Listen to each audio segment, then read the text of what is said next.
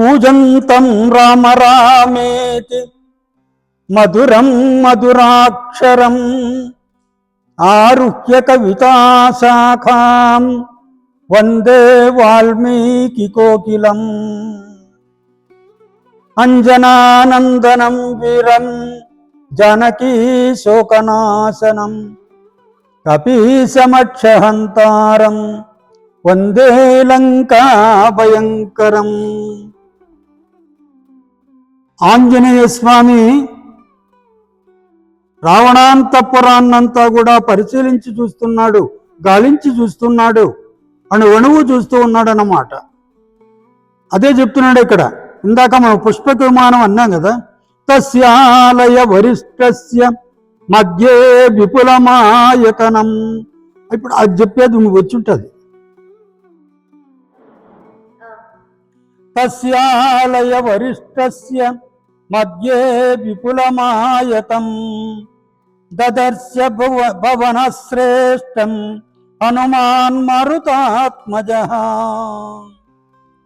ఆ పుష్పక విమానములో ఉన్నటువంటి అన్నమాట, శ్రేష్టమైనటువంటి ఆ పుష్పక విమానంలో బాగా ప్రకాశిస్తున్నటువంటి విపులమాయితో ఒక విశాలమైనటువంటి ఒక మహాభవనం ఉంది.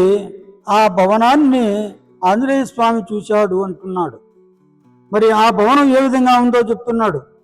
అర్ధయోజన విస్తీర్ణం ఆయతం యోజనం మహత్ భవనం రాక్షసేంద్రస్య బహుప్రాసాద సంకులం.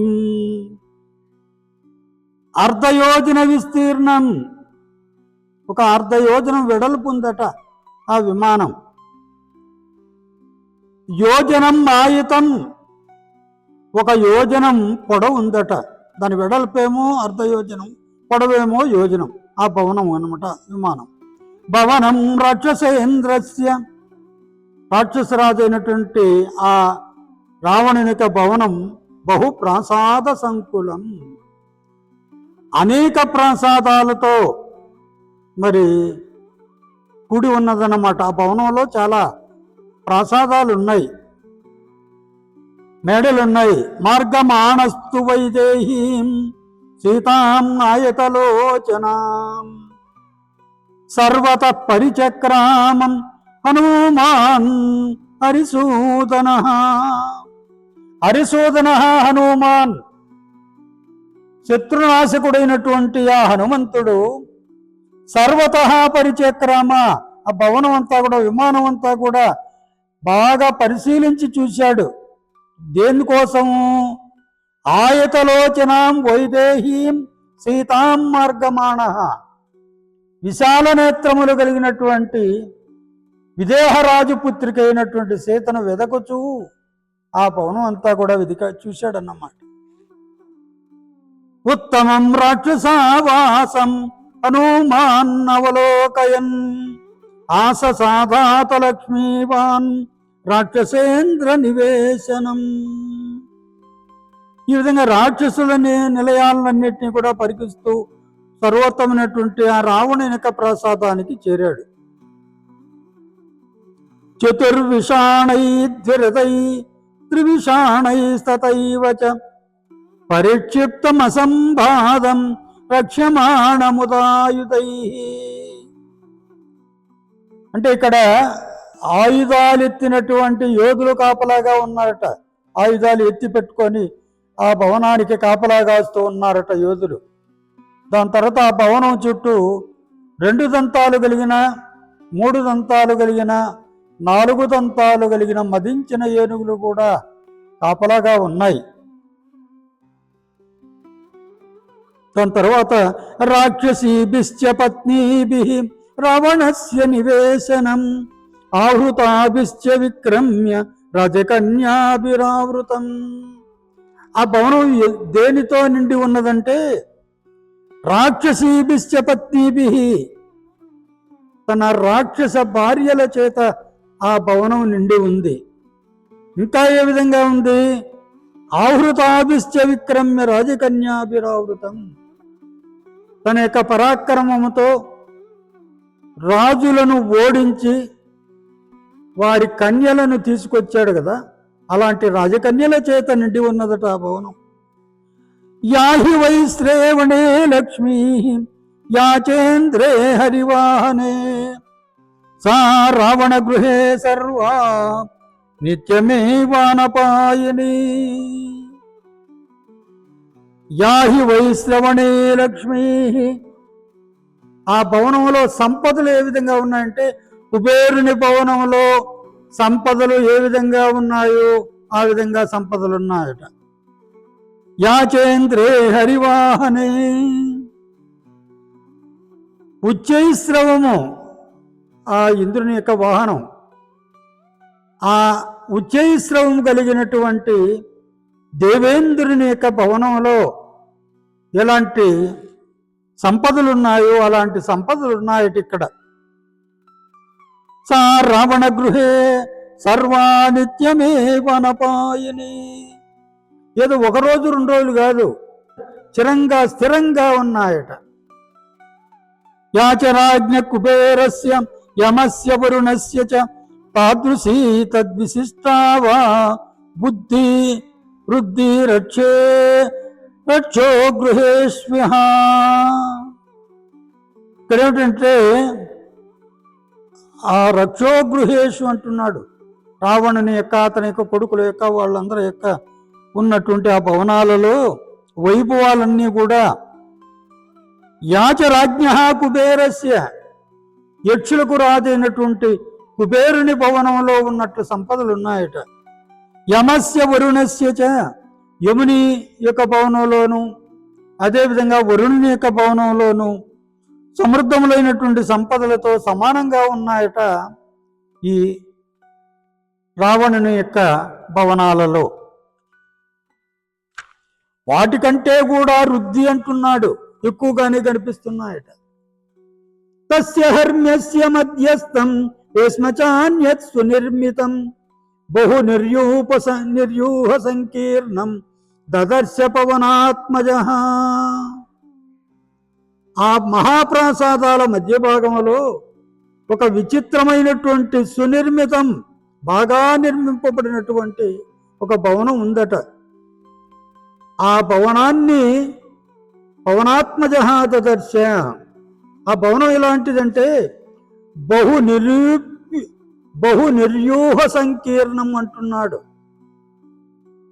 ఈ బాగా మదించినటువంటి ఏనుగుల యొక్క ప్రతిమలు చెక్కబడి ఉన్నాయట. అలాంటి భవనాన్ని చూశాడు. మరి అది ఏమిటంటే బ్రహ్మణోర్ధే కృతం దివ్యం దివ్యద్విశ్వకర్మణాం విమానం పుష్పకం నామం సర్వరత్న విభూషితం. అది ఏమిటో కాదు, అది పుష్పక విమానం.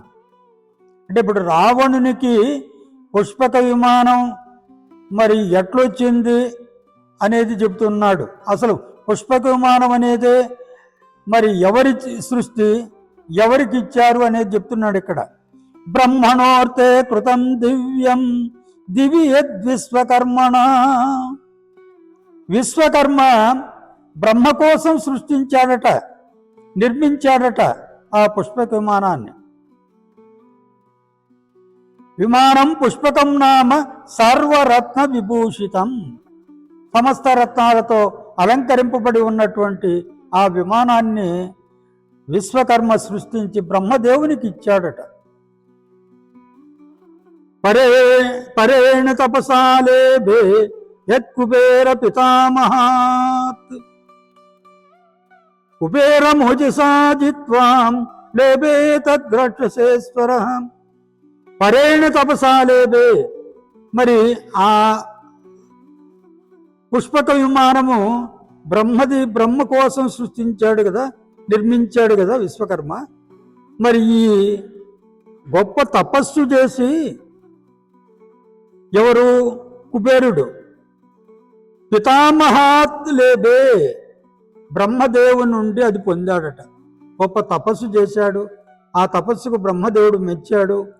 ఆ కుబేరునికి ఆ పుష్పక విమానాన్ని బ్రహ్మదేవుడు ఇచ్చాడు. కుబేర మోజసా జిత్వా, కుబేరుణ్ణి తన యొక్క పరాక్రమముతో జయించాడు. లేదే తద్రాక్షసేశ్వర. ఈ రాక్షస ప్రభు అయినటువంటి రావణుడు కుబేరుణ్ణి తన యొక్క పరాక్రమముతో ఓడించి తీసుకున్నాడన్నమాట. వీళ్ళిద్దరూ కూడా సోదరులే, కుబేరుడు రావణుడు కూడా. మరి వైరం అనేది చూడండి, రాజ్యం వీరభోజ్యం అంటారు కదా. మరి వీరుడైనటువంటి రావణుని చేతిలో కుబేరుడు ఓడిపోయాడు కాబట్టి ఆ కుబేరు నుండి ఆ పుష్పక విమానాన్ని రావణుడు తీసుకున్నాడు అన్నమాట. మరి ఆ పుష్పక విమానం ఏ విధంగా ఉందో చెప్తున్నాడు. కూటాగారై వరాకారై వివిధై సమలంకృతం విమానం పుష్పకం దివ్యం ఆరురోహ మహాకపి. ఆ విమానాన్ని అధిరోహించాడు ఆంజనేయ స్వామి. దాన్ని చూసేటప్పటికి అందంగా కనపడింది కదా, దాని యొక్క గొప్పతనం కూడా అతనికి తెలుసు కాబట్టి దాన్ని అధిరోహించాడు. దివ్యమైనటువంటి ఆ పుష్పక విమానాన్ని ఆంజనేయ స్వామి అధిరోహించాడు. అది ఎలాంటిది? వరాకారై, శ్రేష్టములైనటువంటి ఆకృతులు ఉన్నాయి. దాని తర్వాత వివిధై సమలంకృతం కూటాగారై. కూటాగారం అంటే గుప్త భవనాలు, రహస్య మందిరాలు అన్నమాట. అవన్నీ కూడా అక్కడ ఉన్నాయి. అలాంటి పుష్పక విమానాన్ని ఆంజనేయ స్వామి అధిరోహించాడు.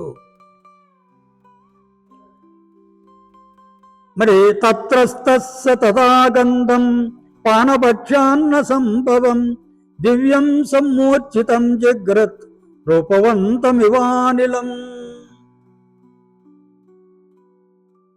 ఇక్కడేమిటంటే మైమరిపించేటటువంటి ఆ విమానంలో దివ్య గంధం వ్యాపించి ఉందట. దివ్యం సమ్మూర్ఛితం జగ్రత్ రూపవంతమివానలం అంటే దాన్ని మనం ఆ వాసనకు అంతగా బాగా ఉంటుంది కాబట్టి ఆ వాసన నాసాపుటములకు తాకగానే వాయుదేవుడే ఆకృతిని దాల్చి ఈ పరిమళ రూపమున వచ్చినాడా అని హనుమంతుడు భావించాడట. పరిమళాలు వెదజల్లుతున్నాయంటే కారణం ఏంటి? వాయు మరి అక్కడంతా కూడా వ్యాపిస్తే వాయు రూపంలో వాయువు ద్వారా అక్కడ ఉన్నటువంటి వారి యొక్క నాసాపుటాలకు ఆ సుగంధం తగులుతుందన్నమాట. అలాంటి సుగంధాన్ని వాయుదేవుడే ఇక్కడికి వచ్చి అంతా వ్యాపింపజేస్తున్నాడా అని అనుకున్నాడు అన్నమాట. సగంధస్థం మహాసత్వం బంధుర్బంధుమివోత్తమం యతయేహీత్యువాచేవ తత్ర యత్ర సరావణః. ఆ గంధం సుగంధం ఉందే ఆ భవనంలో, మరి పుష్పక విమానంలో ఉన్నటువంటి ఆ సుగంధము అతనికి ఏమిటంటే ఎవరైనా బంధువు వస్తే ఆ సుగంధం వచ్చి రావణుని దగ్గరికి తీసుకుపోతూ ఆ వచ్చినటువంటి వ్యక్తిని ఏహి ఇటు రెండు ఇటు రెండు ఇటు రెండు ఇక్కడున్నారు ప్రభువుల వారు అని చెప్పి తీసుకుపోతారు కదా. ఆ విధంగా ఆ స్థలానికి పిలుచుచున్నదా ఈ సుగంధం అని అనుకున్నాడట. స్వర్గోయం దేవలోకోయం ఇంద్రస్యేయం పురీ భవేత్ సిద్ధిర్వేయం పరాహి స్యాత్ ఇత్యమన్యత మారుతి. ఇది స్వర్గమా లేకపోతే దేవలోకమా లేకపోతే ఇంద్రుని రాజధాని అయినటువంటి అమరావత లేకపోతే ఇది దివ్య తపశ్చర్యులకు పలిరూపమైన పరాసిద్ధ అని అతడు భావించాడన్నమాట. చూసి ఆ రావణుని యొక్క భవనాన్ని చూసి తతోపశ్యత్ కుతాసీనం నానావర్ణాంబరస్రజం సహస్రం నరనారీణాం నానావేష విభూషితం. ఆ భవనంలో ఒక అందమైనటువంటి కార్పెట్టు పరిచి ఉన్నారట. ఆ కార్పెట్టు పైన నానావర్ణాంబరస్రజం అనేక రంగుల వస్త్రాలను ధరించిన అనేక రంగుల పూలమాలను ధరించినటువంటి సహస్రం నరనారీణాం వేల కొలది ఆ స్త్రీలు నానా వేష విభూషితం మరి పలు రకాల వేషాలతో అలంకరింపబడినటువంటి స్త్రీల సముదాయం దాని కుథ అంటే ఇందాక చెప్పున్నాం. ఏమని చెప్పున్నాము? తివాచి అంటాం కదా, ఆ తివాచి పైన కూర్చుని ఉన్నారట. పరివృత్తేర్ధరాత్రేతు పాననిద్రావసంగతం క్రీడిత్వోపరితం రాత్రౌ సుష్వాప బలవత్తదా. పరివృత్తేర్ధరాత్రేతు, మరి రాత్రి సమయంలో తిరుగుతున్నాడు కదా, తిరుగుతూ వస్తూ ఉంటే అర్ధరాత్రి అయిందన్నమాట. ఆంజనేయ స్వామి ఆ రావణుని యొక్క ప్రసాదాల్లో తిరుగుతూ ఉంటే అర్ధరాత్రి అయింది. పాన నిద్రావసంగతం, మరి అక్కడంతా ఇంతవరకు బాగా మధువును సేవించారు ఆ స్త్రీలు. అదేవిధంగా మరి క్రీడలు సలిపారు, అందుకని బాగా అలసిపోయారు. వాళ్ళంతా కూడా క్రీడిత్వోపరతం రాత్రౌ సుష్పాప బలవత్తద, నిద్ర ఆపుకోలేక వాళ్ళంతా బలవంతంగా నిద్రపోతూ ఉన్నారట స్త్రీలు. రాక్షస భవనాలలో, రావణుని యొక్క భవనాల్లో ఉన్నటువంటి స్త్రీలు. ఈ విధంగా చూస్తున్నాడు. ఎంతో మంది స్త్రీలంతా కూడా అక్కడ ఉన్నారు. వాళ్ళంతా ఎలాంటి వాళ్ళు అంటే నచాకులీనా నచహీన రూప నా దక్షిణ నానుపచారయుక్త భార్యాభవత్తస్య నహీన సత్వాం నచాపి కాంతస్య నకామనీయా. వాళ్ళంతా కూడా యోగ్యులైనటువంటి వారే, రావణుని భార్యలంతా కూడా. నచ అకులీనాహ, అంతా ఉత్తమ వంశంలో పుట్టిన వారే. నచ హీన రూపాహ, వాళ్ళంతా కూడా అందమైన వారే. నా దక్షిణాహ అంటున్నాడు, అందరూ కూడా సమర్థులే. నానుపచారయుక్త అంటున్నాడు, మరి ఎవరు కూడా వికృతమైనటువంటి ఆకారాలు లేనివారే. అలాంటి వాళ్ళు భార్యాపవత్తస్య నహీన సత్వ, ఎవరు దానికి తక్కువగా ఉన్నటువంటి తక్కువ కులస్తులు కానీ, నీచమైనటువంటి రూపం కలిగిన వాళ్ళు కానీ, దాని తర్వాత అసమర్థులు కానీ, వికృత రూపాలు కలిగిన వాళ్ళు కానీ ఎవరు కూడా ఆ రాక్షసేంద్రునికి భార్యలు కాలేదట. నచాపి కాంతస్య నకామనీయ. ఇంకో చూడండి, అక్కడ ఉన్నటువంటి ఆ స్త్రీలంతా కూడా అతన్ని కామించి వచ్చిన వాళ్ళే, రావణుని మోహించి వచ్చిన వాళ్ళే, బలవంతంగా తీసుకురాబడిన వాళ్ళు ఎవరూ లేరు అని అన్నాడు. బభూవ బుద్ధిస్తు హరీశ్వరస్య యదీదృశీ రాఘవధర్మ పత్ని ఇమాయత రాక్షసరాజ భార్య సుజాతమస్యేతి సాధు బుద్ధే. బభూవ బుద్ధిస్తు హరీశ్వరస్య యదీదృశీ రాఘవ ధర్మపత్ని. ఈ రావణుని భార్యలంతా కూడా తమ భర్త అయినటువంటి రావణునితో కలిసి సుఖంగా ఉన్నారే. ఈ విధంగానే యదీదృశీ రాఘవ ధర్మపత్ని, శ్రీరాముని యొక్క ధర్మపత్ని అయినటువంటి ఆ సీతమ్మ కూడా మరి సుఖంగా ఉంటే రావణునకు శుభమే కలుగుతుంది అంటున్నాడు. అంటే ఏమిటి?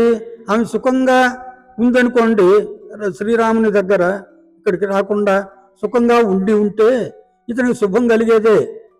ఎవరికి? రావణునికి. బలవంతంగా తీసుకురాబడింది కాబట్టి ఇతనికి అశుభం కలుగుతుంది అని. ఒకవేళ ఇతడు తీసుకురాకుండా అక్కడ సీతమ్మ ఆనందంగా తన భర్తతో ఉండి ఉన్నట్లయితే ఈ రావణునికి వచ్చినటువంటి ముప్పు లేదు కదా అనుకున్నాడు. పునశ్చోచింతయదార్థ రూపో ధ్రువం విశిష్ట గుణతో హి సీత అతాయమస్యాం కృతవాన్ మహాత్మా లంకేశ్వర కష్టమనార్య కర్మ. పునశ్చోచింతయత్ ఆర్తరూప. దాని తర్వాత ఇంకా ఏమనుకున్నట్టే ఆర్తరూప అన్నాడు. హనుమంతుడు దుఃఖితుడయ్యాడు. ధ్రువం విశిష్ట గుణతో హి సీత. నిజంగానే గుణంలో గాని ఈ సీతమ్మ జన్మలో కానీ పుట్టుకలో కానీ విశేషమైనటువంటిది, మంచి గుణాలు గలది, విశిష్టమైనటువంటి వంశంలో పుట్టినటువంటిది అయినటువంటి ఆమె అతాయమస్యాం కృతవాన్ మహాత్మా లంకేశ్వర కష్టం అనార్య కర్మ. మరి ఈ గొప్ప ప్రభు అయినటువంటి గొప్ప శివభక్తుడైనటువంటి ఈ లంకాధిపతి ఈమె విషయంలో మరి అనుచితమైనటువంటి కార్యమును చేశాడు. ఇతడు చేసినటువంటి పని ఇతన్ని సీతమ్మను తీసుకురావడం అనుచితము అని అనుకున్నాడు. ఈ విధంగా ఈ భాగం పరిసమాప్తమైంది. రేపు మరొక భాగాన్ని గురించి చర్చించుకుందాం. హరి ఓం తత్సత్.